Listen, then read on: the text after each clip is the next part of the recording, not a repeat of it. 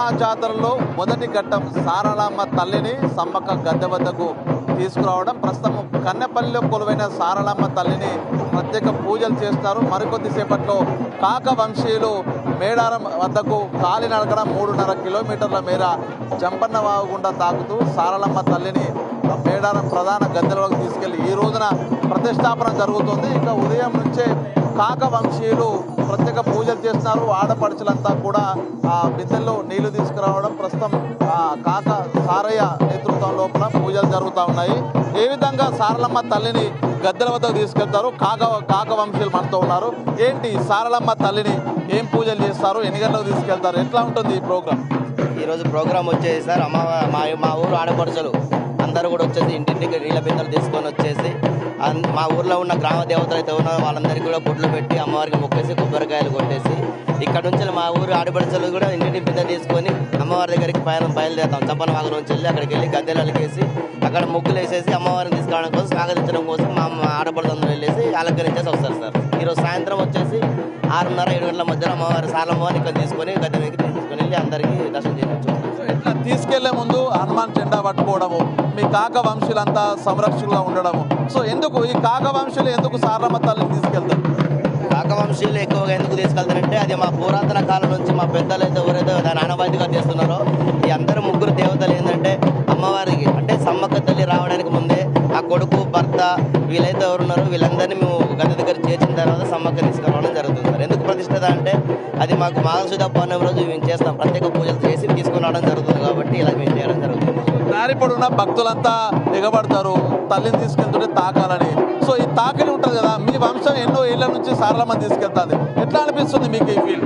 మాకు ఈ ఫీల్ అంటే వచ్చేసి అమ్మవారు అనేది పవిత్రంగా మేము తీసుకోవడం జరుగుతుంటుంది. ఎందుకంటే చాలామంది తాకుతుంటారు, అమ్మవారిని తాకాలి, మేము మాకు ఒక పుణ్యం కలగాలనే ఉద్దేశంతో ఉంటారు కాబట్టి మా అన్ని డిపార్ట్మెంట్ పోలీసు వారి సహాయం తీసుకోవడం, గవర్నమెంట్ సహాయం తీసుకొని ఎవరు కూడా అమ్మవారిని తాకకుండా ఎట్లా పరోక్షంగా అంటే ఎవరు కూడా తాకకుండా పవిత్రంగా తీసుకుపోయి అక్కడ అమ్మవారిని ప్రదర్శించాలనేది మా ఆనవాయితీ.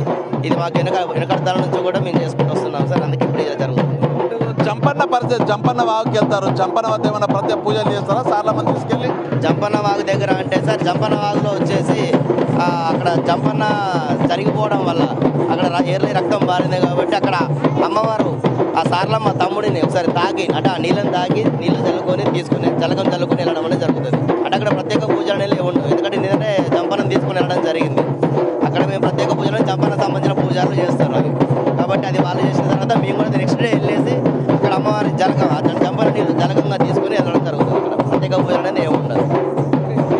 సారళమ్మ వనానికి నుండి ప్రధానంగా గద్దెల వద్దకు సారళమ్మ ఆగమన ప్రోగ్రాం అయితే మొదలైంది. ప్రస్తుతం కన్నెపల్లిలో మనం ఉన్నాం. కన్నెపల్లిలోని ఈ సారళమ్మ కొలువైన ఆలయం వద్ద ప్రస్తుతం చూడొచ్చు ఈ యొక్క వేప చెట్టు వద్ద ఆ సారళమ్మకు సంబంధించినటువంటి ఆ వెదురు కొంగు ఆ పసుపు కుంకుమలతో అలంకరించారు. ఉదయం ఈ కన్నెపల్లి గ్రామంలో ఉన్నటువంటి కాక వంశీయులు కాక వంశానికి చెందినటువంటి ఆడపడుచులంతా కూడా గ్రామ దేవతలకు పూజలు నిర్వహించారు. ఆ పూజల అనంతరము ఆ యొక్క ఈ ఆలయానికి అదే శుద్ధ జలంతో వచ్చిన తర్వాత అమ్మవారి పీఠాన్ని శుద్ధి చేయడము, పసుపు కుంకుమతో అమ్మవారిని అలంకరించడము, పూర్తిగా ప్రత్యేక రహస్య పూజలు దాదాపు గంట సేపు రహస్య పూజలు కొనసాగుతాయి.